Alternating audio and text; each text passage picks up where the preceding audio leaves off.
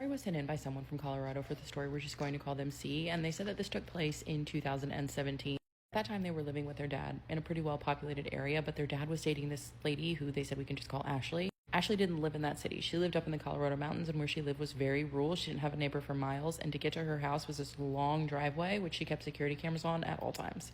Said that it was just this giant wooden house in the middle of nowhere. Night C and their two siblings are actually staying at Ashley's house with her two children, and their dad is not there. That night they have dinner, and then after dinner everybody is assigned chores. C is assigned the chore of going outside where they ate dinner and cleaning off the table. C said that while they're out there they hear something in the bushes. It's like growling, rumbling, and it's not quiet. It is really loud. The second that they hear this, they're like, oh hell no. Finish cleaning up real fast and run inside. C does tell Ashley and everyone else about this, but Ashley and the other kids are like, we're in the wilderness. High probability there's an animal in the bushes. No one else seems overly worried. This calms C down, and they're like, yeah, it probably was just a wild animal. He said that Ashley's house had a basement, and this would be where everyone would go to like watch movies and hang out. So they all actually end up heading down there. They're gonna watch a movie, just kind of have a quiet evening. But it's just basically like an entertainment room, but even though it's a basement, it does have windows, so they can still see outside if they're down there. They're all sitting there getting comfortable for their movie night. They hear scratching at the door, like the door that goes to the outside. Ashley hears this. She just says, that must be the animal that you were hearing. There's just lots of wildlife out here. They're all sitting there listening to the scratching that's happening on this side entrance door. And then the next thing they know, they hear it slide open. The door that they heard open was upstairs. It was not in the basement, but they clearly heard this door open. They also said, this is not a main entrance. To get to this door, you would have to walk through the woods and then back up. He said immediately, no, it's not my dad. I've all heard this door open, even Ashley. When Ashley hears it, she just yells out, is someone there? There is no answer. There is no response. They just hear very heavy footsteps thudding across the floor upstairs. And all of a sudden, the footsteps stop, and everyone in the basement, all of them, including Ashley, gets super freaked out. So C says that they all just run into this one room with no windows, which they said, yeah, that was stupid, but we were scared. They're all huddled together inside of this room with no windows. They cannot see what's going on, and then the footsteps resume, and they are loud and pounding right above their heads.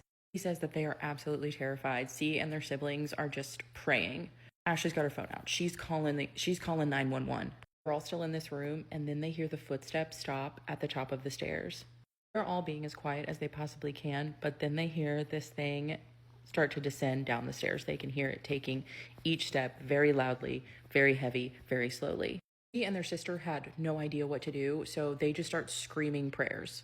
This thing gets closer, they are all frozen in fear. See, their siblings, Ashley, Ashley's kids, they have no idea what to do. They hear this thing getting closer to the door, and then they hear it get to the door, and then it stops for a second, and then they hear these 3 loud bangs on the door. Everyone in the room goes completely silent and still, and they just wait.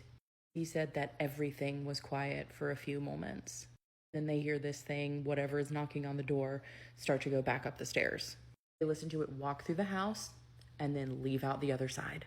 Remember, Ashley is calling 911. She has been trying to get someone to come this entire time. She really hasn't been able to explain exactly what's going on.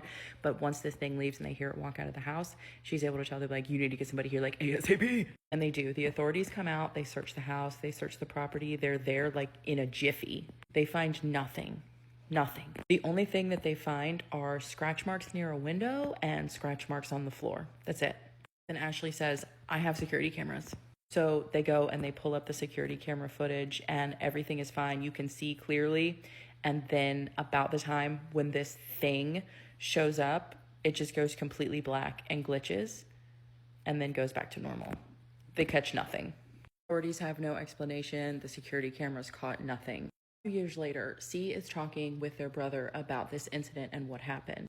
His brother finally admits, I think I saw what it was. I think I saw it that night. C said that when their brother said that, it made it worse.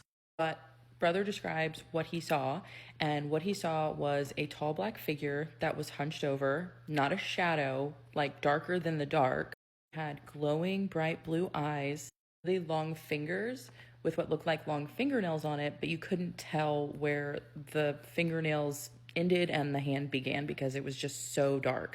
He says he really remembers the hands because they were gigantic. He says he remembers this thing staring right at him. Told me that since that incident happened, they no longer have any contact with Ashley and Ashley's kids or Ashley's family. But that incident is something that has stuck with them and will always stick with them. Because C's brother, sister, totally convinced that what they experienced that night was not human.